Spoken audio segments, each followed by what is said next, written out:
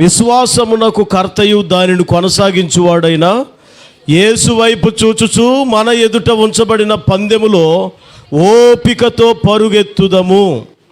ఆమేన్. చూడండి, దేవుడు మన కొరకు ఒక పందెాన్ని నియమించి పెట్టాడు. ఏంటా పందెము అనంటే, ఈ లోకంలో ఉన్నటువంటి ప్రతి భారాన్ని, పాపాన్ని విడిచిపెట్టి యేసు వైపు చూచుచూ ఓపికతో పరిగెత్తాలి. ఎందుకంటే ఆ వాక్యంలో విశ్వాసమునకు కర్త అయిన దేవుడు వైపు చూచుచు, ఎవరి వైపు అంటండి? దేవుడు వైపు చూస్తూ పరిగెత్తాలి. ఇప్పటి వరకు మనుషులను చూసి పరిగెత్తావు. వాళ్ళు ఏది చేస్తే నేను అది చేయాలి, వాళ్ళు ఎలా ఉంటే నేను అట్లాగే ఉండాలి, వాళ్ళు ఎదిగితే నేను కూడా ఎదగటానికి శతకోటి ప్రయత్నాలు చేయాలి.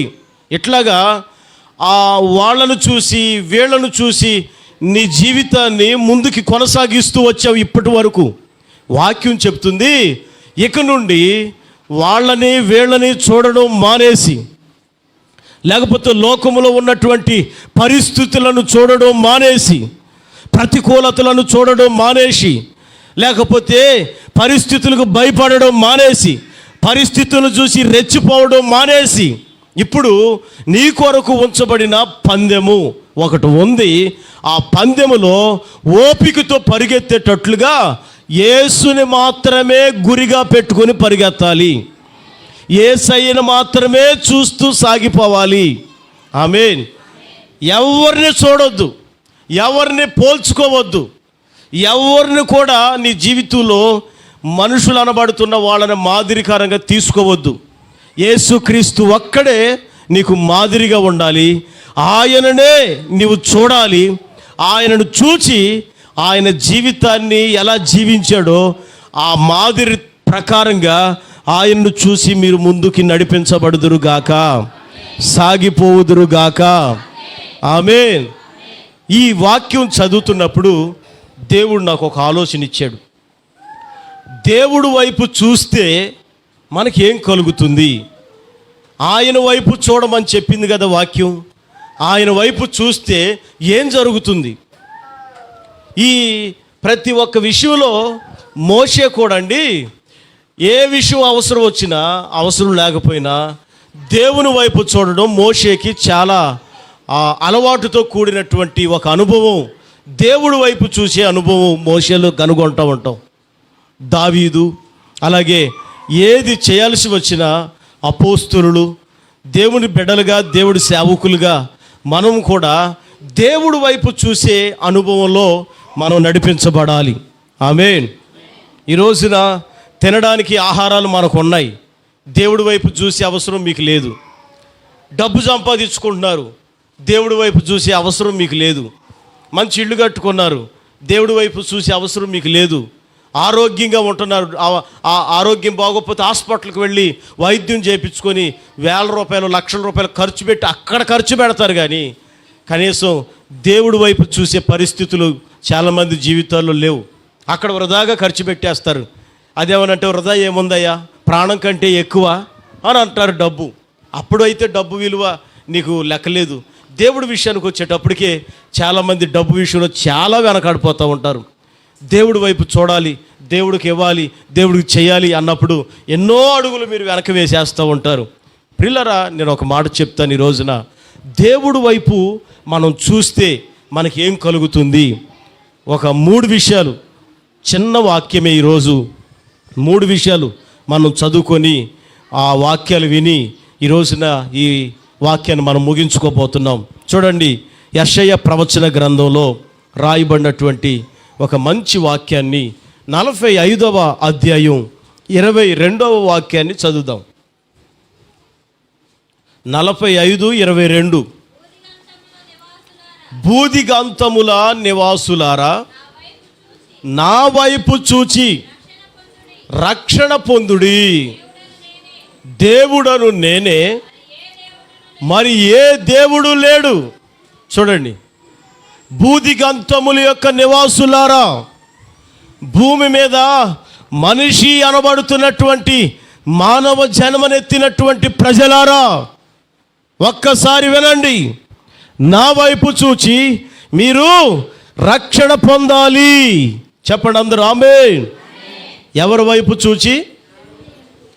మీ మూలవాక్యంలో కూడా విన్న మాట అదే కదా. మీరు యేసు వైపు చూచుచు మీ ముందు ఉంచబడిన పందెములో ఓపికగా పరిగెత్తండి. మీ ఓపికని నశింప చేసుకోవద్దు. మీ ఓర్పుని దుర్వినియోగపరచుకోవద్దు. మీ విశ్వాసాన్ని ఏమాత్రము కూడా మీరు అవిశ్వాసానిగా మార్చుకోవద్దు. ఇదిగో యేసయ్య మీకు మాదిరి ఉన్నాడు. ఆయన వైపు చూచుచు మీరు పరుగెత్తండి. ఆయన వైపు చూచుచు ప్రయాసపడండి. ఆయన వైపు చూచుచు ముందుకు అడుగులు వేయండి. కుటుంబ వ్యవస్థలోనైనా, చదువుల వ్యవస్థలోనైనా, ఉద్యోగ వ్యాపార వ్యవస్థలోనైనా, మీ యొక్క ఆత్మకి మనసుకు సంబంధించిన ఆత్మీయ జీవితంలోనైనా, సమస్త విషయాలలో ఆయన వైపు చూచుచు మీరు ప్రయాసపడుతూ ఉండాలి. ఆయనను తీసుకోండి నిదర్శనానికి. మీరు ఏది చేసినా నిదర్శనం యేసయ్యనే నిదర్శనంగా తీసుకోండి. ఆయన ఏం చేశాడో, ఎలా చేశాడో, ఎలా వెళ్ళాడో ఆయన్ని మీరు ఆధారం చేసుకొని మీరు ఓపికతో పరిగెత్తాలి ఈ జీవిత యాత్రలో. Praise the Lord. హల్లెలూయా. పిల్లరా, మనం వాక్యాన్ని వింటున్నాం, ఆరాధనలకు వస్తున్నాం, వెళ్ళిపోతున్నామే తప్ప ఆధ్యాత్మికంగా మనం బలపరచబడేటట్లు కొంతమంది అనాలోచన, అజ్ఞానము, అవిశ్వాసము, నిర్లక్ష్య స్వభావం, ఏమాత్రము కూడా వాక్యానికి విధేయత చూపలేని భయంకరమైనటువంటి స్థితుల్లో చాలామంది నడిపించబడుతూ ఉన్నారు. ఈ రోజున వాక్యములో దేవుడు మాట్లాడుతూ చెప్తున్నాడు, మనం యేసయ్య వైపు చూడాలి. ఏ విషయంలోనైనా యేసయ్య వైపే మనం చూసి ముందుకు వెళ్ళాలి. దేవుడికి స్తోత్రం. భార్యాభర్తల మధ్యలో సమస్యలైనా, బిడ్డలకి తల్లిదండ్రులకు మధ్యలో సమస్యలైనా, బయట ఉన్న సమాజంతో మనకి ఏదైనా ఎదురైనప్పుడు వెంటనే యేసయ్య వైపు చూడాలి. యేసయ్య వైపు చూడాలి. యేసు ప్రభు కూడా అదే అలవాటు. ఏది చేయదలిసినా మొట్టమొదట ఆయన ఆకాశం వైపు కనులెత్తి చూస్తాడు. యేసయ్యకు ఉన్న అలవాటే అది. ఆయన ఆకాశం వైపు కనులెత్తి ఆ రొట్టెలను ఆశీర్వదించి 5,000 మందికి వడ్డించాడు. ఏదైనా అవసరమైనప్పుడు రోగులు స్వస్థపరచాలనుకున్నప్పుడు దేవుడి వైపు చూశాడు యేసు ప్రభు. దేవుడి వైపు చూసి ఆయనకి కృతజ్ఞత స్తుతులు చెల్లించి ఆ రోగుల మీద చేతులుంచి ప్రార్థించినప్పుడు ఆ రోగులు బాగుపడతా వచ్చారు. దేవుడికి అలవాటు ఉందండి, ఏ విషయంలోనైనా ఆకాశం వైపు కనులెత్తాలి. ఆకాశం వైపు కనులెత్తడం అంటే ఆకాశాన్ని చూడడానిక, సూర్యచంద్ర నక్షత్రాలని, లేకపోతే పైన ఏరోప్లేన్ వెళుతుంది, హెలికాప్టర్ వెళ్తుంది అని చూడడానిక కాదు కదా. ఆకాశం వైపు ఎందుకు చూడాలంటే యేసయ్య వైపు మనం చూడడం నేర్చుకోవాలి. ఆయన వైపు కనులెత్తడం నేర్చుకోవాలి. ఆయనను చూస్తూ నీ ప్రయత్నాలన్నిటినీ ముందుకు కొనసాగించుకోవాలి. ఆమేన్. ఇలా మనం చేయగలుగుతూ ఉంటే ఈ ఆయన వైపు చూడడం వల్ల మనకు మొట్టమొదటి ప్రతిఫలం, ప్రయోజనం ఏమై ఉంది అని గమనించినప్పుడు అక్కడ దేవుడి వైపు చూసి రక్షణ పొందగలుగుతాము. ఏంటంటే ఎవరి వైపు అంట? దేవుడి వైపు చూసి రక్షణ పొందాలి. మీకు ముందుగా నేను చెప్పాను కదా, మీరు మనుషులు చెప్పిన మాటలు వినొద్దు. మనుషుల మాట విని పొందవలసిన రక్షణ పొందకోకుండా, మార్పు చెందాల్సిన సమయంలో మార్పు చెందకోకుండా వాయిదాలు వేసారు అనుకోండి. మనుషుల వైపు చూసి వాళ్ళు తీసుకోమని చెప్పలేదు, ఆగమని చెప్తున్నారు. వాళ్ళు చెప్పేది ఏంటి? రక్షించేవాడు దేవుడు, పరలోక రాజ్యాన్ని ఇచ్చేది దేవుడు. ఆయనకి మనం లోబడాలి, ఆయన మాటకు లోబడాలి, ఆయన వాక్యానికి లోబడాలి. ఎవరైతే ఈ వాక్యాన్ని విని అప్పటికప్పుడు మారి బాప్తిజాలు పొందుతారో వాళ్ళు నిజమైన క్రైస్తవులు. ఇంట్లో పర్మిషన్ తీసుకొని పొందేవాళ్ళు నిజమైన వాళ్ళు కాదు. వాయిదాలు పెట్టి ఆ సమయాన్ని పాడు చేసుకొని, వాయిస్ ఉండగా నీకు అప్పుడే బాప్తిజం ఎందుకు, నువ్వు అప్పుడే తీసుకోవద్దు, వాళ్ళ మాటలు విన్నామనుకో, ఏ టైంలో మనకి ఎప్పుడు ఏ పరిస్థితులు ఎదురవుతాయో తెలీదు. నేడు అనే సమయం ఉన్నప్పుడే మనం ప్రభువుని నమ్ముకోవాలి, మారు మనసు పొందాలి, రక్షణ పొంది ఆయన రాజ్యానికి మనం వారసులం అవుదుము గాక. ఆమేన్. చెప్పండి. ఆయన వైపు చూస్తే మనకేం కలుగుతుంది? మొదటిది రక్షణ కలుగుతుంది. బైబిల్లో మీరు ఎప్పుడూ చదివే వాక్యం, వినే వాక్యమే. జక్కయ్య అనే వ్యక్తి బైబిల్లో లోకాసువార్త 19వ అధ్యాయంలో కనబడతాడు. జక్కయ్య ఒక అన్యజనుడు. జక్కయ్య ఒక పన్నులు వసూలు చేసే వ్యక్తి. జక్కయ్య అంతకంతకు డబ్బులు వసూలు చేసి ఆస్తిపాస్తులు పెంచుకొని ధనవంతుణ్ణి అని చలామణి అవుతున్నాడు. నేను లక్షాధికారిని, నేను కోటేశ్వరుణ్ణి అనని అక్కడ ఖద్దరు షర్ట్లు వేసుకొని చలామణి అవుతున్నాడు. కానీ డబ్బంతా ఎక్కడి నుండి వచ్చింది నీకు అని ఆలోచించి చూస్తే ఆ డబ్బు నీతిగా సంపాదించిన డబ్బు కాదు. అది ప్రజల యొక్క కడుపులు కొట్టి, ఇదిగో కుటుంబాలు కలిగిన వాళ్ళ కుటుంబాలని నువ్వు అన్యాయం చేసి ఆ డబ్బుని నువ్వు సంపాదించావు. ఎవరో సంపద నీవు వృధాగా తీసుకొచ్చుకొని ఇంట్లో పెట్టుకున్నావు. జక్కయ్య ఆ డబ్బు పెట్టుకొని ధనవంతుణ్ణి, ఐశ్వర్యవంతుణ్ణి అనని ఆయన చాలా విర్రవీగిపోతున్నాడు. యేసుప్రభు చరిత్ర, యేసుప్రభు సాక్ష్యం ఆ యోదయ పట్టణాలన్నిటిలో కూడా, యెరూషలేం గలిలయ ప్రాంతాలన్నిటిలో కూడా చాలా వినబడతా ఉంది ఆయన గురించి సాక్ష్యం. ప్రైజ్ ది లార్డ్, హల్లెలూయా. చాలా మంచి సాక్ష్యం ఆయన గురించి వింటూ ఉన్నారు. ప్రజలందరూ కూడా లోకంలో ఉన్న వాటన్నిటినీ విడిచిపెట్టుకొని ఆయన మాటలు వినడానికి, సమస్తాన్ని విడిచిపెట్టుకొని ఆయనను వెంబడించడానికి ప్రజలందరూ ఆయన వెంట పరుగెత్తుతున్నారు. నేను అంటాను, యేసు ప్రభు ఈ భూమి మీదకి వచ్చినప్పుడు 2000 సంవత్సరాల క్రితం ఆయన వచ్చాడండి ఇక్కడికి. నేను ఇప్పుడు ఆ విషయాన్ని నేను ఆలోచిస్తూ ఉంటే 2000 సంవత్సరాల క్రితమే ఆయన చెప్పిన మాటకి చాలామంది మారిపోయి లోకములో సంపాదనలో అక్రమాలు విడిచిపెట్టుకొని యేసయ్యను వెంబడించేశాడు. ఆయన కూడా ఏమని చెప్పాడు చెప్పన? యేసు ప్రభు రాకడ సమీపంగా ఉంది, అందరూ మారు మనసు పొంది బాప్తిజం పొందండి. ఇదిగో రోగులను స్వస్థపరచుటకు, పేదలకు సువార్త ప్రకటించుటకు దేవుడు అభిషేకం నా మీద ఉన్నది.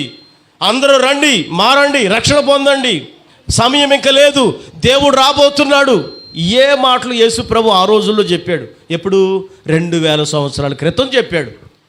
ఇప్పటికి ఆయన ఆ మాటలు చెప్పి 2000 సంవత్సరాలు గడిచిపోయినాయి.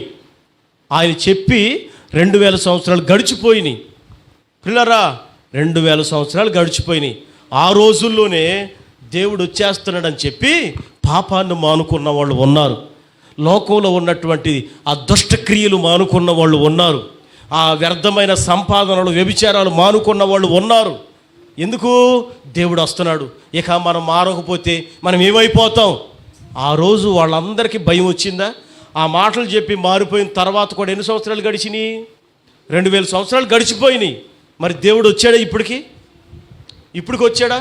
నేను అంటాను, వాళ్ళు కూడా మీకులాగా అనుకుంటే దేవుడు ఎప్పుడు వస్తాడు ఎవరికి తెలుసు, ఈయన చెప్తూ ఉంటాడులే. కానీ ఇప్పుడే బందబాకు అమ్మాయి, పళ్ళు ఊడిపోయేటప్పుడు బంధు, ఇప్పుడే బందబాకు తల నెరిసిపోయేటప్పుడు బంధు. ఏంటి? రక్షణ, బాప్తిజమము, అప్పుడు బంధు, ఇప్పుడు వద్దు. నువ్వు ఆగలేవు, నిలకడగా ఉండలేవు, నువ్వు నిలబడలేవు, నువ్వు పడిపోతావు. ఇక ఇదే పాట. పడిపోతావు, కూలిపోతావు, కుమిలిపోతావు అని తీసుకోకముందే ఆ వాళ్ళ మాటలు విని నువ్వు ఆగేవనుకో ఏం జరిగిద్దో చెప్పనా? వాళ్ళు తీసుకోరు, నిన్ను తీసుకొనిరు. అర్థమవుతుందా? వాళ్ళు బాప్తిజం తీసుకోరు, నిన్ను బాప్తిజం తీసుకొనేవారు. ఎందుకంటే నువ్వు పరలోకానికి వెళ్తే నాతో పాటుగా నరకానికి వచ్చేది ఎవరు? అందుకే నువ్వు తీసుకోకుండా ఉండవనుకో, నాతో పాటుగా నిన్ను నరకానికి అంటబెట్టుకెళ్తాను. నాకు తోడు కావద్దు అక్కడ నాకు తోడు కావాలి కదా. అందుకోసమే నువ్వు తీసుకోవద్దు, నువ్వు తీసుకోవు కాబట్టి నేను కూడా తీసుకోవట్లా. ఈలోపు ఏదన్నా వచ్చిందనుకో, కరోనా మళ్ళీ 4వ స్టేజ్ వచ్చిందనుకో, ఏమైపోతావు? చచ్చూరుకుంటావా? నిజమే, రఘు చెప్పింది నిజమే.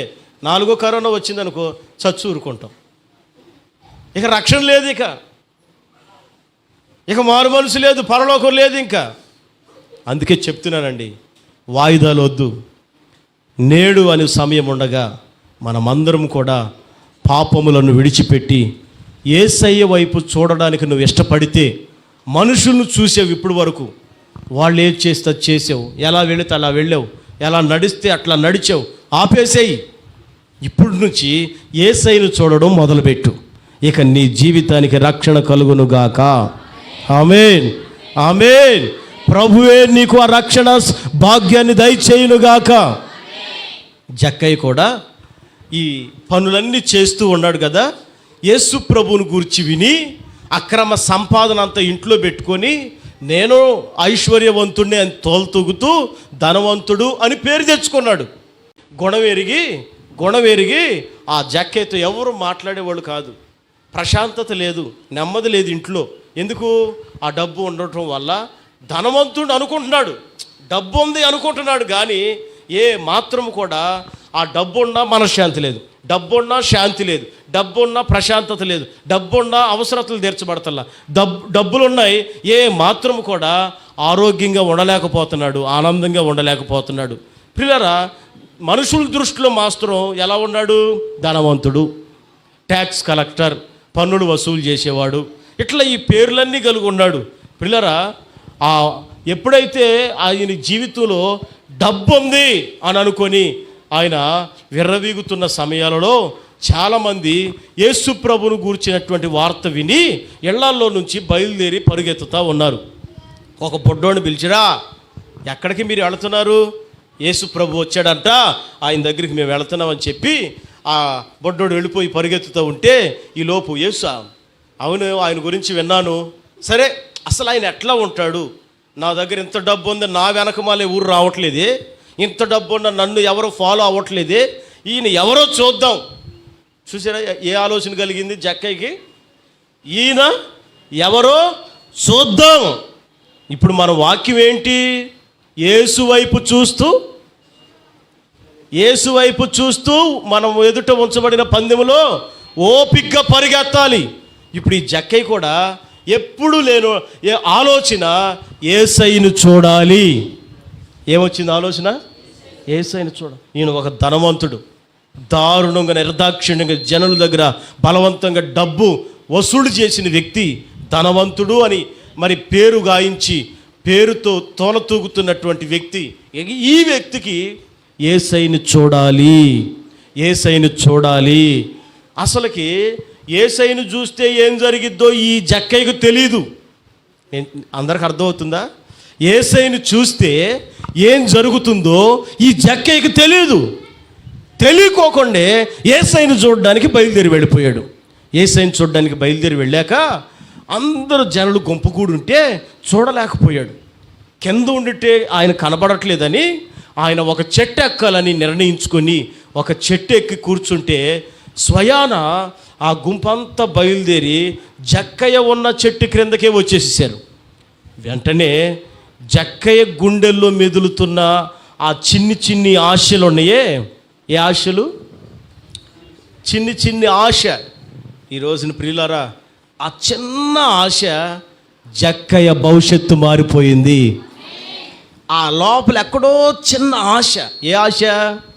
యేసయ్యను చూడాలి, యేసయ్య దగ్గరికి వెళ్ళాలి, ఆరాధనకు వెళ్ళాలి, ఆయన సన్నిధిలో కూర్చోవాలి, ఆరాధించాలి, స్మరించుకోవాలి. చిన్న ఆశ ఉంటే చాలండి. నువ్వు ఇంట్లో కూర్చోలేవు. చిన్న ఆశ ఉంటే చాలండి. ప్రభువులో నువ్వు ఆనందించుకోకుండా ఉండలేవు. చిన్న ఆశ. ఈరోజు ఆ ఆశ లేకపోవటం వల్లే మీరు ప్రభువుకి చాలా దూరం అయిపోతున్నారు. ఏం జరిగిద్దో తెలియదు జక్కయ్యకి, కానీ ఆశతో వచ్చాడు, చూడాలని చూశాడు. యేసు ప్రభు ఆ నలుగురిలో ఎవరో కూడా గుర్తుపట్టలేకపోయాడు.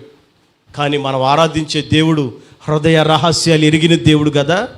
ఆ మైండ్లో ఏముందో, మనసులో ఏముందో, హృదయంలో ఏముందో జక్కయ్య హృదయాన్ని ఎరిగిన దేవుడు వెంటనే జక్కయ్యా నువ్వు దిగిరా అని అన్న స్వరం విన్నాడు. ఇదేంటి? నా పేరు కనీసం మా ఊరోళ్ళు కూడా పిలవరు కదా, నా పేరు పిలిస్తే పాపం అనుకుంటారు, ఎవరో నన్ను పిలుస్తున్నారు, నా పేరు ఈయనకి ఎట్లా తెలుసు ఎవరైనా అని చెప్పి ఆలోచిస్తూ ఉంటుంటే మళ్ళీ పిలుస్తున్నాడు. జక్కయ్య నిన్నే పిలిచేది, రా, ఈరోజు నేను మీ ఇంటికి రావాలనుకుంటున్నాను, తీసుకెళ్తావా? ఎంత భాగ్యమయ్యా మీరు మా ఇంటికి రావడం. ఇంతమంది జనాలు నువ్వున్న చోటుకు వచ్చారు, నువ్వేమో నేనున్న చోటుకు వచ్చావు, నా ఇంటికి వస్తాను అంటున్నావు అయ్యా అని ఆయన దిగుతూ ఉన్నాడు. ఎలా దిగుతున్నాడు? నీరసంగా, ఉసూరుమనుకుంటా, బిక్కుమనుకుంటా నా ఇంటికి వస్తున్నాడు. వస్తే 100 రూపాయలు కానుక పెట్టాలి అనుకుంటున్నాడా? నా ఇంటికి వస్తున్నాడు, వస్తే ఎక్కడ భోజనం తినమని అడగాలో. ఇట్లాంటి వాళ్ళు కూడా ఉంటారు. ఇంటికి వస్తానన్నాడు, కానుక పెట్టడానికి కూడా డబ్బులు లేవు. పెళ్ళని చెప్పారనుకో, పెళ్ళికి చెప్పినప్పుడు డబ్బులు లేవని నెలకోకుండా ఉంటావా? అవసరమైతే పక్కన వాళ్ళు 500 ఇవ్వమ్మా, నేను మళ్ళీ నీకు వచ్చే వారం ఎత్తా అడుక్కొని వెళతావు. ఒక 200 ఛార్జీలు పెట్టుకున్నా, లేకపోతే 200 వాళ్ళ కట్నాలు పెట్టుకున్నా తిరిగి వస్తూ ఉంటావు. అంటే చాలా ఆయన ఆ మాట విన్న వెంటనే ఆయన త్వరగా దిగొచ్చేసాడంట. Praise the lord. ఎలా దిగొచ్చాడు అంటే ఎగ్జైట్మెంట్. ఎందుకు ఎగ్జైట్మెంట్ అంటే ఆయన ఏంటి, ఆయన ఉన్న చోటకి జనాలు వచ్చి ఎగబడి ఆయన దగ్గరికి వెళితే ఈయన నా దగ్గరికి వస్తానంటున్నాడని ఎగ్జైట్మెంట్ తట్టుకోలేకపోయాడు, ఆనందం తట్టుకోలేకపోయాడు. పిల్లరా, అదొక్క మామూలు విషయం కాదండి. ఈరోజు మీరు దాన్ని గుర్తుపట్టాలి. అందరూ ఆయన దగ్గరికి వెళుతున్నారు, ఆయన మాత్రం జక్కయ్య దగ్గరికి రావాలనుకుంటున్నాడు. ఆయన జక్కయ్య దగ్గరికి ఎందుకు రావాలనుకుంటున్నాడు? డబ్బు ఉందనా, లేకపోతే ధనవంతుడని పేరు గాయించున్నాడు, ఖద్దరు షర్ట్లు వేసుకొని తిరుగుతున్నాడు, గొప్పోడు అనుకుంటాం ఊళ్ళో, కొంచెం ఆయన దగ్గరికి వెళితే మనకి ఏదన్నా ప్లస్ అయ్యిద్ది అనుకోలా. ఆయన జక్కయ్య గుండె చూశాడు దేవుడు. ఆమేన్. జక్కయ్య గుండె చప్పుడు ఎరిగిన దేవుడు, మనసు ఎరిగిన దేవుడు, హృదయాంతరంగ భాగాలను ఎరిగిన దేవుడు, జగం ఎరిగిన దేవుడు. అదిగో ఆ జక్కయ్యతో ఈ మాట చెప్పడానికి గల కారణమయ్యింది. ఆమేన్. నేను కూడా అంటాను, యేసయ్య నీ ఇంట్లోకి రావాలనుకో, నీ దగ్గరికి రావాలనుకో, ఆయన నీ పై రూపాన్ని చూడ్డు, నీ లోపల నీ హృదయం ఎలా ఉంది, దేవుడికి అనుకూలంగా ఉందా? కుళ్ళు కుశుద్ధాలతో, కపట ద్వేషాలతో, కుట్రాలతో, లేకపోతే రకరకాలైనటువంటి మనస్పర్ధలతో దేవుణ్ణి బాధ పెట్టేటట్లుగా నీ గుండె, నీ మనసు ఎలా ఉందో, స్వార్థపూరితంగా, అక్రమంగా, దౌర్జన్యంగా, దారుణంగా, క్రూరంగా, కఠినాత్మకంగా ఈ గుండె ఎట్లా ఉందో దేవుడు మొట్టమొదటిగా గుండె చూస్తాడు. ఆమేన్. నేను ఆ విషయంలో మాత్రం ధైర్యంగా చెప్తానండి. దేవుడు మీ కళ్ళ ముందే నేను సేవకు వచ్చాను, ఈ రోజున అన్నిటిని దేవుడు అమర్చి పెట్టాడు. ఇక్కడ చూడండి, మీరు చూడండి, ఇవన్నీ చూడండి, దేవుడు అన్నీ అమర్చి పెట్టాడు. ఒంటరిగా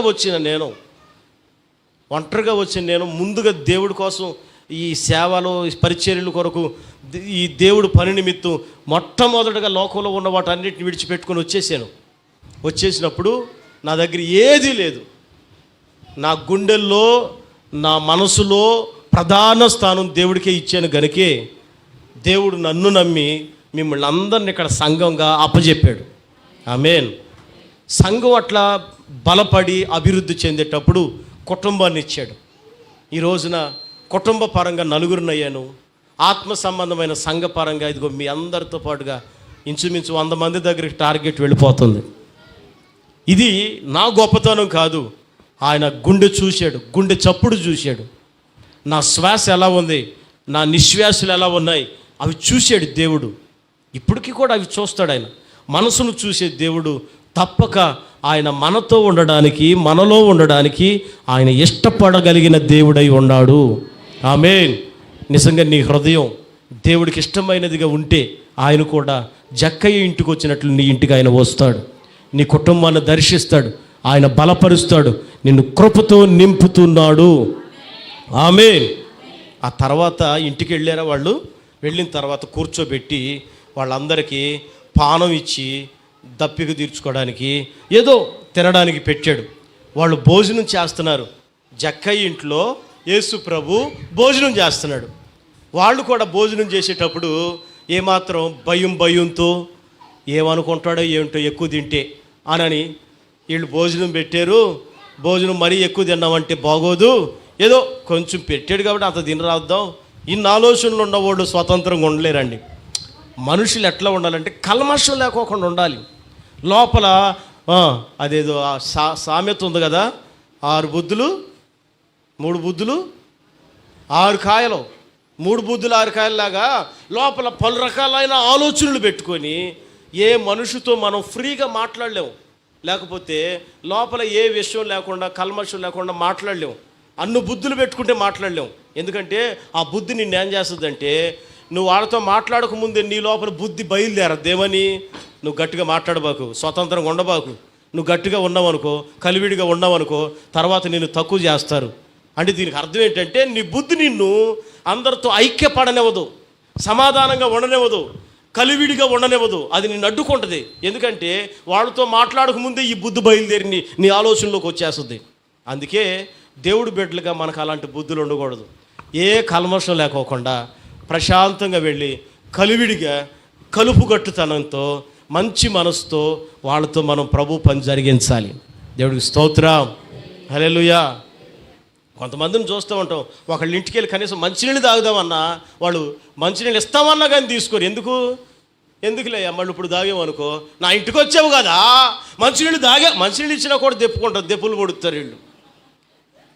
అర్థమైందా ఈ మాటలో?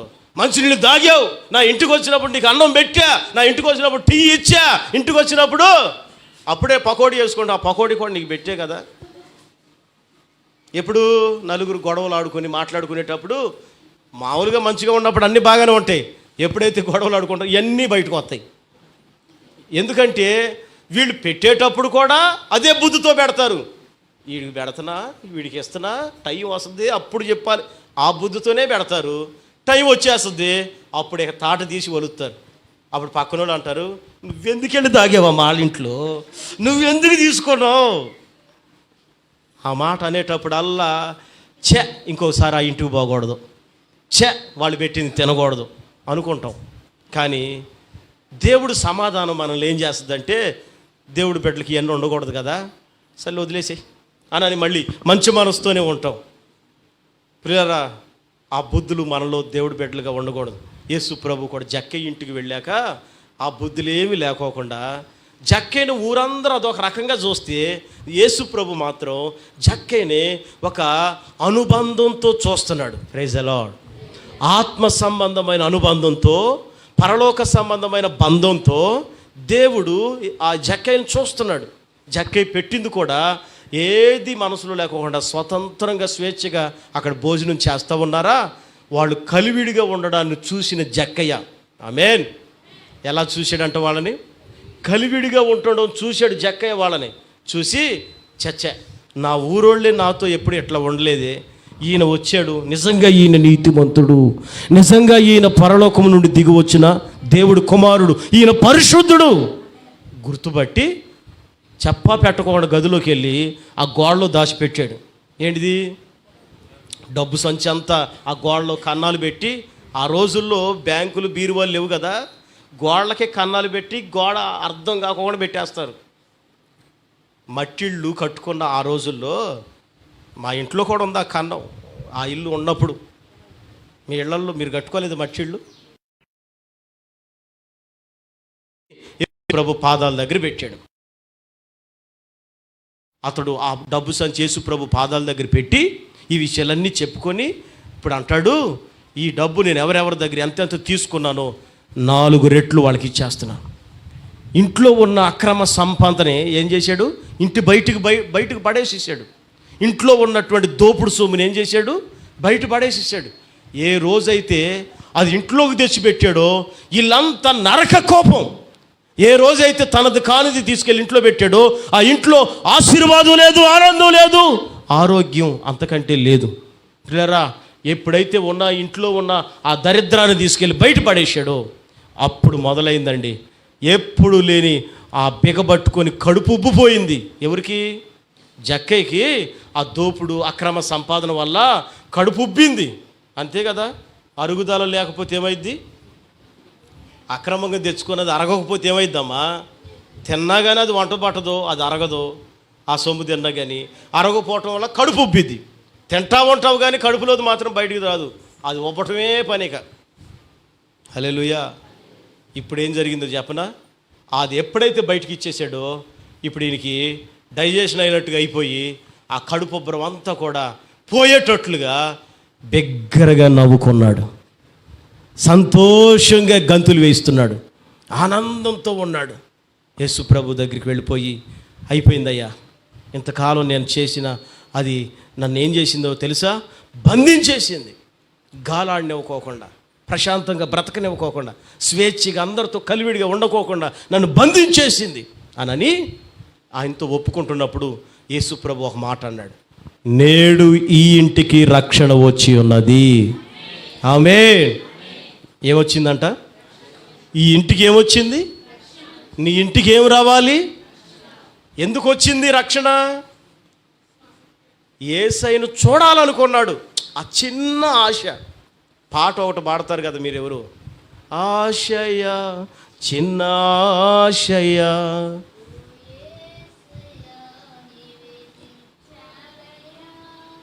నీతో నేను నడవాలని, నీతో నేను ఆశయ చిన్న ఆశయ.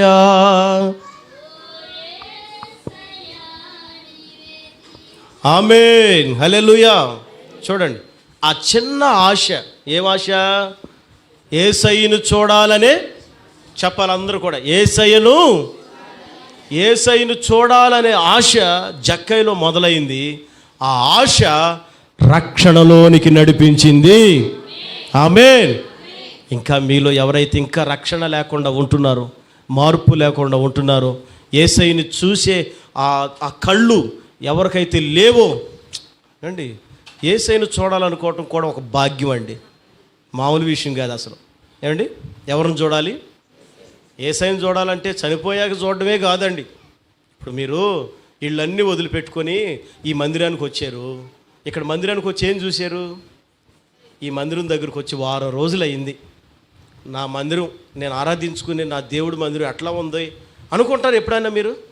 ఇటు మందిరం దగ్గరకు వచ్చాక ఎప్పుడైనా అట్లా చూసి అనుకుంటారా? మనసులో ఉంటుంది. ఆశ ఉండే వాళ్ళకి ఉంటుంది ఆలోచన. మిగిలిన వాళ్ళకి ఆశ ఉండదు, ఏముండదు. 11, 12 ఆరాధన చేసేటప్పుడు కొంతమంది వస్తారు అడావుడిగా, అయిపోతుందని ఇంట్లో అన్నీ వండుకొని ఉతుక్కుని చేసుకొని అన్నీ వచ్చేటప్పటికే ఆరాధన టైం అయిపోద్ది, వాక్యం టైంకి అయిపోద్ది. పిల్లరా, అట్లా ఉండేవాళ్ళకి మందిరం కాడికి వచ్చే వారం అయింది. ఈ మందిరం ఎట్లా ఉంది? ఇది ఎంతమంది అయితే మనసులో ఆశతో ఉంటారో వాళ్ళకి అర్థమైద్దండి ఆ ఆత్మ సంబంధమైన ఫీలింగ్. ఆత్మ సంబంధమైన ఫీలింగ్, పరలోక సంబంధమైన బంధం వాళ్ళకి అర్థమైద్ది అంతే. యేసయ్య మందిరాన్ని వారానికి చూసా, మిగిలిన వారంలో అంతా చూడలేకపోయా. ఆదివారం చూసా, మళ్ళీ ఇప్పుడు వచ్చా, శనివారం వచ్చా, మళ్ళీ ఇప్పుడు వచ్చా. అట్లా అనిపిస్తూ ఉంటుంది ఆత్మీయులకి. ఇప్పుడు మీరు ఊరు వదిలిపెట్టి ఒక 3 రోజులు ఊరు వెళ్ళారనుకో, ఇల్లు అట్టుందో ఏంటో అక్కడే ఆలోచిస్తావుగా. ఎక్కడ? ఇంటికి రాకముందే ఇల్లు అట్టుందో ఏంటో 3 రోజులు అయింది. దాని గురించి అయితే ఆలోచిస్తావు. మందిరం గురించి ఎవరు ఆలోచించరు. ఎవరన్నా ఊడ్చారా, ఎవరన్నా దులిపారా, శుభ్రం చేశారా, నా దేవుడు మందిరం కాసేపు నేను ఇంతకాలానికి ఈ వారం రోజుల తర్వాత మళ్ళీ చూస్తున్నా. అది దేవుడు ఆత్మీయులకైతే అర్థమవుతుందండి. ఆమేన్. అలాంటి మనసు దేవుడు మీ అందరికి ఇవ్వాలి. ఆ హృదయం దేవుడు మీకు ఇవ్వాలి. నేను అంటాను, ఆ ఆశ. దేవుడు మందిరాన్ని చూశాను, ఆయన మందిరంలో ఈరోజు ఉన్నాను, ఆరాధించుకున్నాను, మందిరంలో ప్రభువుని గణపరుచుకున్నాను. ఆ ఆశ, అదే దేవుణ్ణి చూడడం అంటే.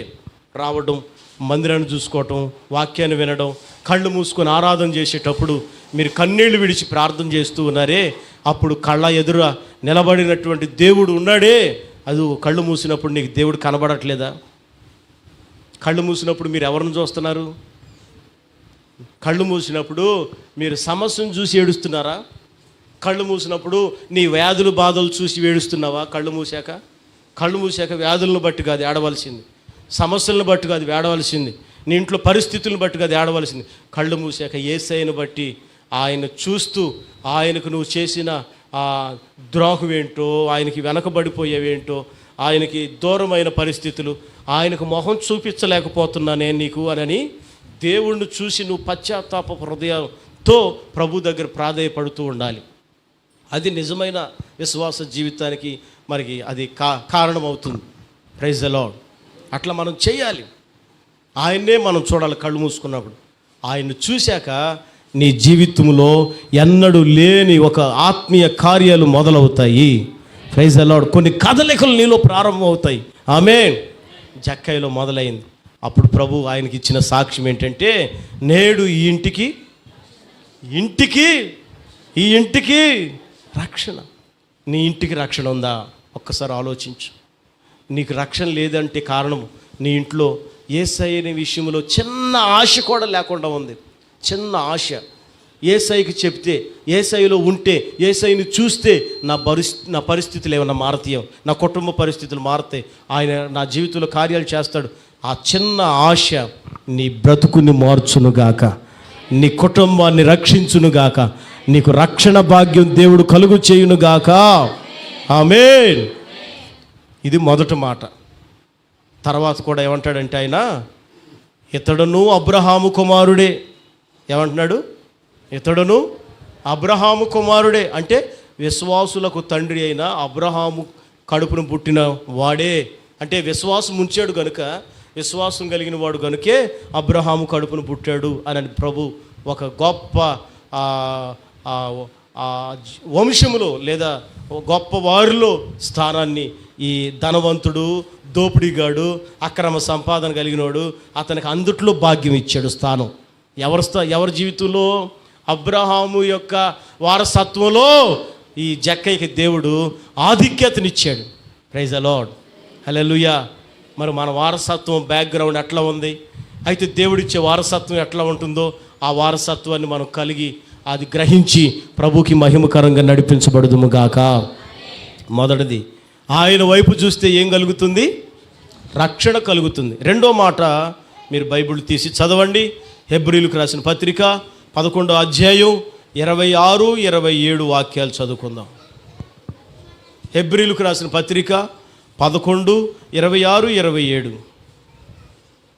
తర్వాత ఎలా అనగా,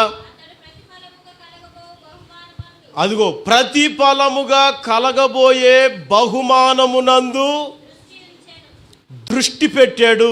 అంటే చూపు. ఆయన చూపు ఎక్కడికి వెళ్ళిపోయింది? బహుమానం. నువ్వు యేసయ్య ఇచ్చే బహుమానం మీద దృష్టి పెట్టాలి. డాక్టర్లు ఇచ్చే బహుమానాల మీద కాదు. దేవుడు నీకు ఆశ్చర్య కార్యాలు చేస్తాడు. దేవుడి మీదే దృష్టి పెట్టుకో.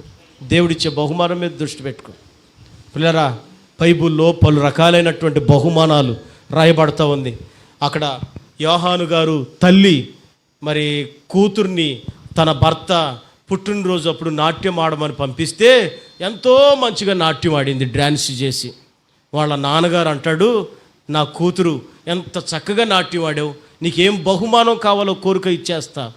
అప్పుడు ఆ కూతురు ఏం అడగాలో తెలియక తల్లి దగ్గరికి వెళ్ళింది సలహా తీసుకోవడానికి. అప్పుడు ఆ తల్లి అంటది, ఆ చెరసాల్లో బంధించిన యోహాను ప్రవక్త, దేవుడు ప్రవక్త తల తీసుకురా, పళ్ళులో పెట్టి తీసుకురామని చెప్పి ఆ కోరిక నీ నాన్న కోరుకో అని అంటది. ఎందుకు సేవకుడి మీద అంత కోపము ఈ తల్లికి? ఏం చేశాడు పాస్టర్ గారు అని ఆలోచిస్తే, ఈమె ఈ చెప్పినట్లుగా చేస్తూ ఆయన చేసే గొప్పతన కార్యాలని చూసి విశ్వాసం ఉంచాడు, బాధపడ్డాడు. తలేవమన్నసరికి పుట్టినరోజుకి ఈ కానుక అడుగుతారా నన్ను, బాధపడ్డారు. ఆయన అయినా మంచి ప్రవక్త, దేవుడిని నమ్ముకున్న బిడ్డ, ఆయన తల ఎందుకు అడగాలి అన్నట్లుగా బాధపడ్డాడు. అయినా తప్పదు కదా, రాజు ఆజ్ఞాపించాడంటే ఒకసారి మళ్ళీ అది మార్చడం కుదరదు. ఆ రాజుల యొక్క మాట అవునంటే అవును, కాదంటే కాదు అన్నట్లుగా ఉంటుంది. మాట ప్రకారమే యోహాను గారు చెరసాల్లో ఉండగానే ఆ తలను కొట్టించి పెద్ద ప్లేట్లు పెట్టి తీసుకెళ్ళి వాళ్ళ అమ్మ మొహం దగ్గర పెట్టింది. ఏం చేసుకుంటావు అమ్మ ఈ తల, ఏం చేసుకుంటావు అన్నట్లుగా. పిల్లరా, ఒకసారి ఆ బహుమానాన్ని తీసుకెళ్ళి ఇచ్చారు. ఏ రకంగా యోహాను గారిని తల కొట్టించారో వాళ్ళ భార్య కూడా చరిత్రల ఆధారంగా చూస్తే, మంచు గడ్డగట్టినటువంటి ప్రదేశంలో ఆమె ప్రయాణం చేస్తూ వెళుతుందంట. ఆ మంచు గడ్డ పైన నేలలాగే ఉంటుంది, భూమిలాగా. ఆ గడ్డ విరిగిందనుకో, కిందంతా నీళ్లు ఉంటాయి. ఆ నీళ్ళ మీద మంచు పడే ప్రదేశంలో పడి చాలా మందాన్న గడ్డగట్టు ఉంటుంది. ఆ గడ్డ మీద నడవచ్చు, ప్రయాణం చేయొచ్చు. అట్లాంటి ప్రయాణంలో వెళుతుందంట వాళ్ళ భార్య. కరెక్ట్గా గడ్డ విరిగి అందుట్లో పడిపోయింది, నీళ్లలో పడిపోయింది. కానీ తల ఇరుక్కుపోయింది ఆ మంచు గడ్డల్లో. ఇదంతా కిందకి వెళ్ళిపోయింది నీళ్లలోకి, ఇది ఒక్కటే ఇరుక్కుపోయింది. ఆ తల కిందకు గుంజుకునేటప్పుడు ఆమె ఆ ఐసు కత్తి పొదునులో ఉంటుందండి. ఐసు కత్తి పొదునులో ఉంటుంది. ఆ పొదునికి ఈ తల తెగి బయటపడిపోయింది, మొండు మాత్రం కింద నీళ్లలోకి వెళ్ళిపోయిందంట. దేవుని సేవకుడు తల అడిగింది కదా, చిట్ట చివరికి ఆమె బతుకు కూడా ఏమైపోయింది, తల దిగే చచ్చిపోయింది. తల దిగే చచ్చిపోయింది. అందుకే దేవుడితో దేవుని సేవకులతో ఆటలాడకూడదు. బహుమానాలు ఎన్నో ఉన్నాయి ఈ లోకంలో ఉండే బహుమానాలు.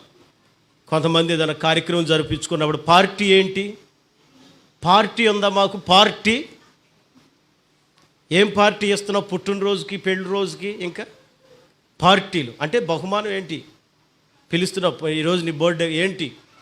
పిల్లరా, ఈ లోకంలో ఉన్న బహుమానాలన్నీ క్షణికములు.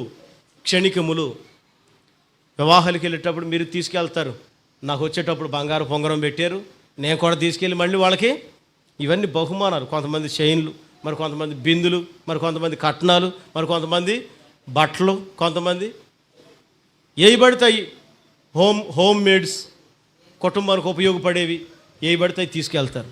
ఈ లోకంలో ఉన్న బహుమానాలు ఎట్లా ఉంటే దేవుడిచ్చే బహుమానం ఎలా ఉంటుందో ఒకసారి ఆలోచించండి.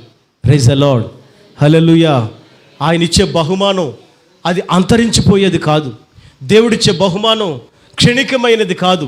ఆయన ఇచ్చే బహుమానం శాశ్వతమైన బహుమానము. ఆమేన్. ఆ బహుమానాన్ని పొందుకునేటట్లు దేవుడిచ్చే బహుమానం మీద ఈయన దృష్టి పెట్టాడంట. ఎవరు? మోషే దేవుడిచ్చే బహుమానం మీద మీ దృష్టి మల్లుకొనును గాక. ఆమేన్. లోక సంబంధమైన వాటిని మనం విడిచిపెట్టుకుందుము గాక. దేవుడిచ్చే దాని మీదే మన దేవుడిచ్చే వాటిపైనే మనం దృష్టి నిలుపుకోవాలి. మన చూపు దేని మీద ఉండాలి? దేవుడిచ్చే వాటిపైన. దాని మీద నిలపగలిగినప్పుడు మీ జీవితాన్ని దేవుడు విప్లవాత్మకంగా మార్చి కృపలో క్షేమాభివృద్ధి కలుగు చేయును గాక. ఆమేన్.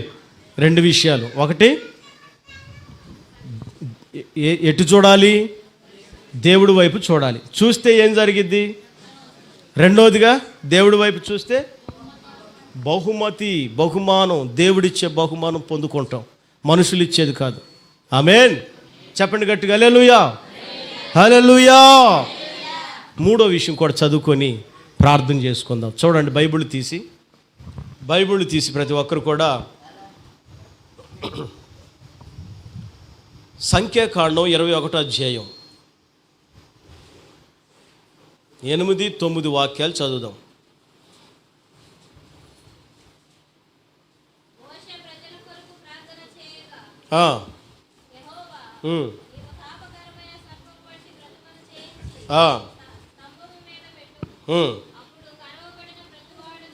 కరవబడిన ప్రతివాడు దాని వైపు చూచి బ్రతుకుతాడు. మోషేతో సెలవిచ్చాను. హల్లెలూయా చెప్పండి ఒకసారి. హల్లెలూయా. అందరూ వినండి. మోషే ఎత్తడి సర్పాన్ని అరణ్యములో ఎత్తాడు. ఎత్తడి సర్పం అంటే ఏంటి? పాము. సర్పాన్ని ఎత్తాడు. ఎత్తడంతా బోగు చేసి ఆ ఇత్తడిని కరిగించిన ఇత్తడితో సర్పం యొక్క అచ్చు పోపించి ఒక పెద్ద కర్రకు తగిలిచ్చి అది ఒక స్తంభం మీద నిలబెట్టమన్నాడు. నిలబెట్టినప్పుడు ఎవరెవరైతే పాము కాటుకి గురై ఉన్నారో ఆ పాము కాటుకి గురైన వాళ్ళందరూ ఈ సర్పాన్ని చూడాలి. ఎవరైతే సర్పాన్ని చూస్తారో వాళ్ళందరూ కూడా బ్రతుకుతారు. చెప్పండి, అందరూ కూడా ఏమవుతారు? బ్రతుకుతారు. ఆ విధంగా మోషే చేసాడండి. చేసిన తర్వాత చూసిన వాళ్ళందరూ బ్రతికారు. అప్పటికే చాలామంది చచ్చిపోయారు. ఇప్పుడు కొంచెం డీప్గా చరిత్రలోకి వెళదాం. ఇక్కడ ఏం జరిగింది? మోషే ఇశ్రాయేలులందరినీ ఐగుప్తుల నుంచి తోలుకొని బయటకు వచ్చాడు.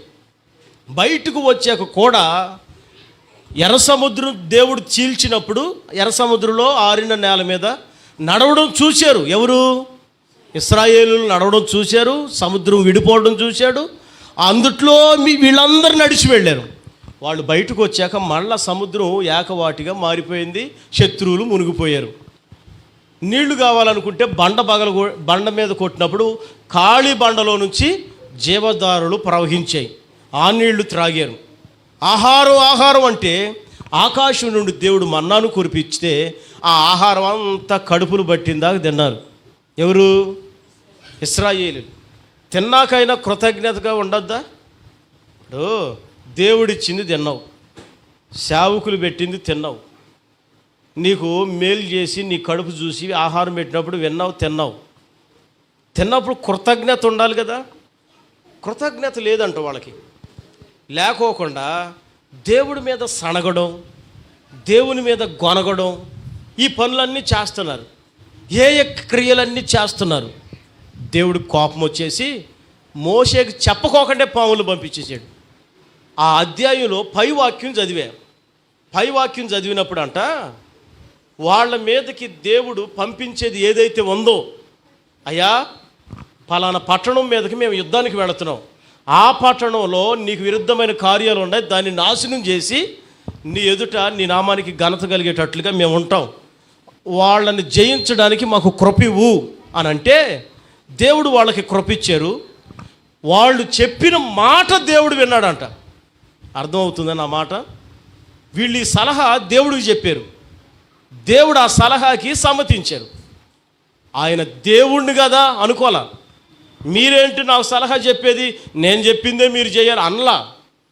వీళ్ళు చెప్పింది కూడా విన్నారు. ఎవరు? విని ఆ దేశం మీద వాళ్ళకి జయాన్ని ఇచ్చాడు. అక్కడ దేవుడు మాట వీళ్ళు విన్నారు, వీళ్ళ మాట దేవుడు కూడా విన్నారు, జయం వచ్చింది, బయటకు వచ్చారు. ఇప్పుడు వీళ్ళు చేసిన పనులకి దేవుడికి మళ్ళీ మోషేతో మాట్లాడాల, డైరెక్ట్గా పాములను పంపించాడు. ఎవరెవరైతే దేవుడి మీద విరుద్ధంగా మాట్లాడారో, సణిగారో, గొణిగారో, తిన్న ఇంటి వాసాలు లెక్కబెట్టినట్లుగా ఆ దేవుడిచ్చిన అన్ని తినేసి ఇప్పుడు మళ్ళీ మాట్లాడుతూ ఉన్నారో, ఇప్పుడు వాళ్ళందరినీ పాములు కరిచేసినాయి. ఏం చేసినాయి? ఈ పాములు కరిసిన వాళ్ళందరూ నురుగ్గక్కుంటా అక్కడే చచ్చిపోయిన స్థితిలోకి వెళ్ళిపోయారు. కొంతమంది అయితే పాము కాటుకు గురయ్యి ఆ విషాన్ని తట్టుకోలేక చచ్చిపోయారు. మరి కొంతమంది అయితే మొరపెట్టుకుంటున్నారు మోషేకి, మోషే ఆ దేవుడికి నువ్వే మధ్యవర్తిగా ఉన్నావు, మేము దేవుడికి బాధ కలిగజేసాం, ఆయాసం కలిగజేసాం, మేము చేసిన పనులకి ఆయన ఇదిగో ఈ పాములు పంపించాడు, దయచేసి మీరు దేవుణ్ణి వేడుకోండి అయ్యా, మీరు వేడుకుంటే ఈ శాపాన్ని మాలో నుంచి దేవుడు కొట్టివేస్తాడు, ఇది మేము అనుభవించలేకపోతున్నాం అని మోషేకి ప్రాధేయపడి ప్రార్థన చేయమని కోరుకుంటారు. 6వ వాక్యంలో ఉంటుంది ఆ మాట, ఉందా? అందుకు యెహోవా, దానికంటే పై వాక్యం, సర్పాన్ని పంపించినప్పుడు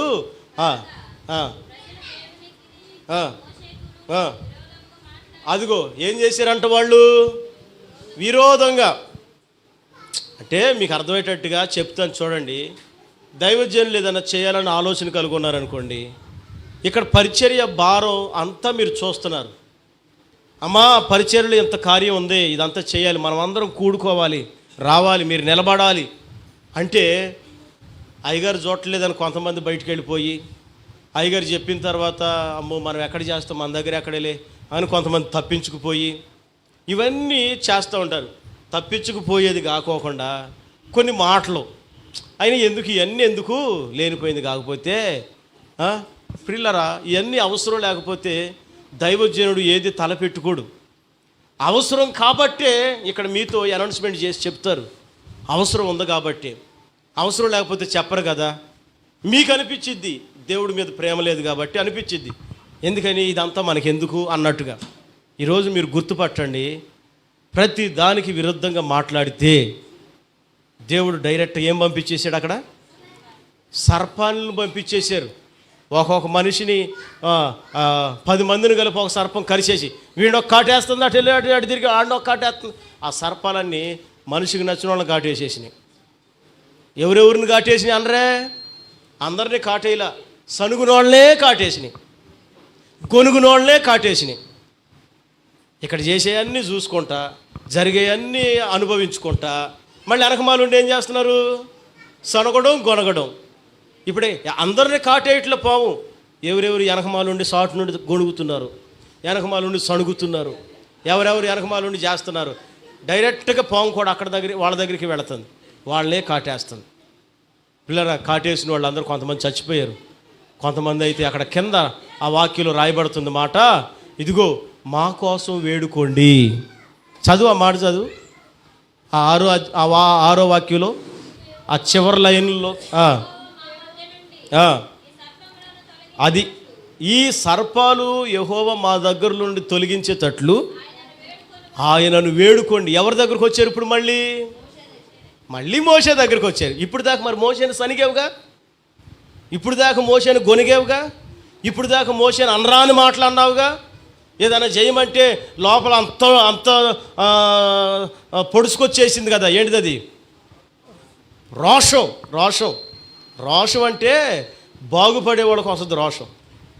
బాగుపడని వాళ్ళకి ఏమొస్తుంది అంటే కోపం వస్తుంది. బాగుపడే వాళ్ళకి, బాగుపడాలనుకున్న వాళ్ళు రోషం కలిగి ఇక చేయాలి, ఇది రోషం. బాగుపడాలనుకునేవాళ్ళు. పాడయ్యే వాళ్ళకి రోషం రాదు, ఏమొస్తుంది? కోపం వస్తుంది. కోపానికి రోషానికి చాలా తేడా ఉంది. ఆమేన్, హల్లెలూయా. మళ్ళీ అక్కడికి వచ్చారు, సర్పాలు గరిచాక మళ్ళీ మోషే దగ్గరికి వచ్చారు. మళ్ళీ సేవకుడి దగ్గరికే రావాలి. మళ్ళీ దేవుడు సేవకుడు ప్రార్థన చేస్తే కానీ మళ్ళీ ఇప్పుడు కుదురుబారదు. సేవకుడు ప్రార్థన చేయకుండా నువ్వు ఎక్కడికి తిరుగు. ఇందాక అమ్మ కూడా అదే సాక్ష్యం చెప్తుంది. అక్కడ ప్రార్థన పెట్టారని అక్కడికి వెళ్తే ఏమీ లేదు. అక్కడ పని ఉందని చెప్పి ఆ పనిలోకి వెళ్తే అక్కడ కూడా ఎన్ని వైద్యాలు చేయించి, ఎన్ని ఇంజక్షన్లు చేయించినా కానీ అసలు స్వస్థతే రావట్లేదు. నా సేవకుడిని నేను ఎప్పుడైతే పిలిచి ప్రార్థన చేయించుకున్నానో, ఆ మాట చూడండి. అసలు దేవుడు కూడా నిజంగా చాలా జ్ఞానం కలిగిన దేవుడు. నీ సంఘానికి ఒక కాపరు ఉన్నాడుగా, నువ్వు ఇంకొక పాస్టర్ దగ్గరికి వెళ్ళకూడదు కదా. నీ కాపర్ను నువ్వు పిలుచుకోవాలి. అమ్మ కూడా అది అర్థం అవ్వాలనే చెప్పింది, మనందరికి అర్థం అవ్వాలని చెప్పారు ఆ మాట. మనం ఎవరి దగ్గరికి పోయినా ఏమవదో, నువ్వు ఎవరి దగ్గరికి ఆ అయ్యగారిలో ఏదో ఉంది, ఈ అయ్యగారిలో ఏదో ఉందని పోయినా ఏమవదో. నీకు ఒక సేవకుడిని నేను నియమించేగా. సేవకుడిని నీ ఊరు పొలిమేరల్లో పెడితే, పొలిమేరలో సేవకుడిని మందిరాన్ని దాటి నువ్వు ఎక్కడికో వెళుతున్నావు. ఎందుకు అంత బాధ? ఎందుకు నీకు? నీకున్న సంఘాన్ని నువ్వు ఉపయోగించాలి, నీకున్న సేవకుడిని నువ్వు ఉపయోగించాలి. అది కాదని నువ్వు వెళ్ళినా కానీ యేసయ్య అంటాడు, నువ్వు ఎక్కడికి ఎందుకు వచ్చావు? నీ లీడర్ ఎవరు? నీ కాపర్ ఎవరు? నీ కాపర్ లేడా? ఆయన ఏమన్నా ప్రార్థన చేయనని చెప్పాడా? అందుకే ఇటు వచ్చావా అని అడుగుతాడు. అప్పుడు నువ్వేం చెప్తావు? లేదయ్యా, ఇక్కడ ఏదో జరుగుతుందంటే ఇక్కడికి వచ్చా, ఎక్కడ కూడా చేయడు, నేను ఎక్కడ కూడా చేయను, నువ్వు వెళ్ళిపో అంటాడు. మళ్ళీ నువ్వు ఇడి తిరిగి బాధపడతావా? మళ్ళీ మా పాస్టర్ గారినే పిలిపించుకొని ప్రార్థన చేయించుకుందాం అనుకుంటావు. అప్పుడు ఆ దైవజనుడు వచ్చి ప్రార్థన చేసి తల మీద చేయబెట్టి ఆ లోపల ఉన్న చీకటి రోగాన్ని గద్దించినప్పుడు వెంటనే అది నీకు పోయి ఆరోగ్యాన్ని దేవుడు నీకు ఇస్తే ఇక్కడికి వచ్చి మీరు మళ్ళీ సాక్ష్యం చెప్పగలుగుతారు. ప్రైజ్ ద లార్డ్, హల్లెలూయా. గొర్రెలు కాసే కాపరికే తెలిసిద్ది ఏ గొర్రెకి ఏ బాధ ఉందని, అవునా? ఆ గొర్రెకి ఎట్లా ప్రార్థన చేయాలో, ఎట్లా వైద్యం చేయాలో ఆ కాపరికే తెలిసి. నువ్వు అక్కడికి వెళ్ళావు అనుకో, అక్కడ ఏం చేస్తారు వాళ్ళు? హాస్పిటల్లో అయినా కానీ కంటిన్యూగా ఒక డాక్టర్ దగ్గరికి వెళితేనే నీ గురించి వాళ్ళకి అర్థమైద్ది. ఇక్కడ ఒకసారి వాడేవండి, కుదరలేదండి, వాళ్ళ మందులు పనిచేయట్లా, వాళ్ళ వైద్యం పనిచేయట్లా అని ఇంకొకటి మారేవనుకో, వాళ్ళకి ఏం తెలియదు, అక్కడ ఏం జరగదు. అక్కడి నుంచి ఇంకోటి మారేవాడు, ఇక నువ్వు మారుతా ఉంటావే తప్ప ఆ రోగానికి మాత్రం ముగింపు రాదు.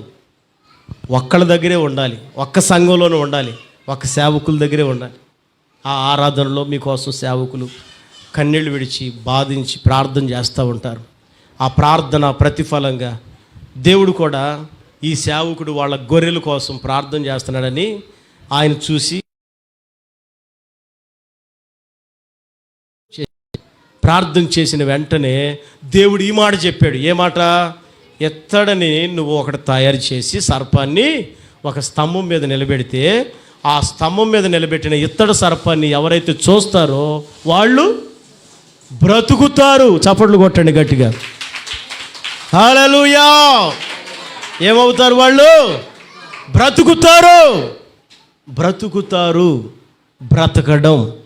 ఆమేన్. ఏంటంట? బ్రతకడం. బైబిల్లో బ్రతకడం అనేది ఆ పదం అపవాదిగాడు వాడాడు. ఈ రాళ్ళను రొట్టెలుగా చేసుకొని తిను, అప్పుడు నువ్వు బ్రతుకుతావు. యేసు ప్రభు ఏమంటాడంటే, మనుషుడు రొట్టెల వల్ల కాదు, దేవుడు నోటి నుండి వచ్చే ప్రతి మాట వల్ల జీవిస్తాడన్నాడా, బతుకుతావన్నాడా? జీవిస్తాడు. Praise the Lord. అయితే ఇప్పుడు బ్రతుకుతారు. మనం ఎందుకు బ్రతకాలంటే నిత్య జీవార్థమైన ఆ జీవనాన్ని మనం కలిగి బ్రతకాలి. Praise the lord. బ్రతుకంటే ఈ లోకంలో సంపాదించేదాన్ని, బ్రతుకు తెరువు, బ్రతకడానికి, ప్రాణాన్ని నిలబెట్టుకోవడానికి సంపాదించుకునే ఆ బ్రతుకు వేరు, దేవుడు కోసం బ్రతికేది వేరు. అందుకే పౌలు గారు అంటాడు, బ్రతుకుతే క్రీస్తు కొరకే, చావైతే నాకు లాభమే. ఆమేన్. బ్రతికితే ఎవరి కోసం బ్రతుకుతా? కుటుంబాల కోసం, సంపాదించుకోవడానికి, ఆస్తిని పెంచుకోవడానికి, లేకపోతే మరొక దానికి కాదు నేను బ్రతికేది. నేను బ్రతికేది ఎందుకంటే దేవుడి కోసం బ్రతుకుతా, క్రీస్తు కొరకు బ్రతుకుతా. Praise the Lord. హల్లెలూయా. వాక్యం కూడా చూడండి. ఎవరైతే ఆ ఎత్తడి సర్పాన్ని చూస్తారో, వీళ్ళని గరిసింది ఏ సర్పాలు? మరి ఏ సర్పాలు? తాపకరమైన సర్పాలు. అక్కడ నిలబెట్టిన సర్పం ఏంటి? ఎత్తడి. ఒక దిమ్మ మీద నిలబెట్టించాడంట. ఆ ఎత్తబడిన ఆ సర్పం, ఆ స్తంభం ఎవరు చెప్పనా? యోహాను సువార్త 3వ అధ్యాయం చదవండి, 14వ వాక్యం చదవండి. 3:14 యోహాను సువార్త. అరణ్యమును మోషే సర్పమును ఎలాగు ఎత్తేనో అలాగే విశ్వసించే ప్రతివాడు నశింపక ఆయన ద్వారా నిత్య జీవం పొందేటట్లు మనుష్య కుమారుడు ఎత్తబడవలెను. చప్పట్లు కొట్టండి గట్టిగాను. ఆమేన్. హల్లెలూయా. అక్కడ మీరు చదివారా? నిత్య జీవం పొందేటట్లుగా మనుష్య కుమారుడు ఎత్తబడాలి. ఎత్తడి సర్పాన్ని చూస్తే బ్రతికారు. మనుష్య కుమారుడు ఎత్తబడితే నిత్య జీవం పొందుతున్నాం. చెప్పండి గట్టిగా.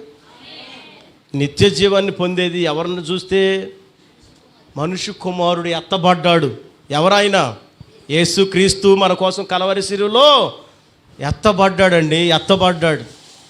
మేకులు కొట్టారు, కొరడాలు కొట్టారు, లేకపోతే ఆయనకి రకరకాలైనటువంటి టార్చర్లు పెట్టారు.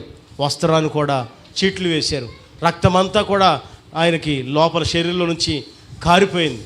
ఆయన యవనస్తుడు, వివాహం లేకుండా ఆ జన్మ బ్రహ్మచారిగా ఆయన ప్రతి పాపాన్ని జయించుకుంటూ ఈ లోకం కొరకు ప్రయాసపడ్డాడు.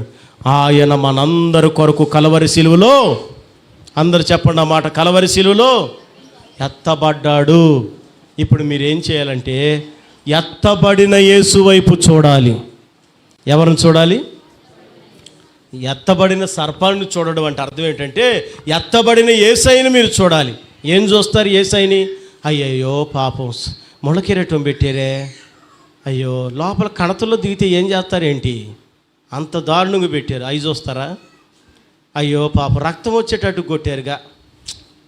కొంతమందికి ఈ మాటలు అంటూ ఉంటారు కదా, పాపం రక్తం వచ్చేటట్టు కొట్టారుగా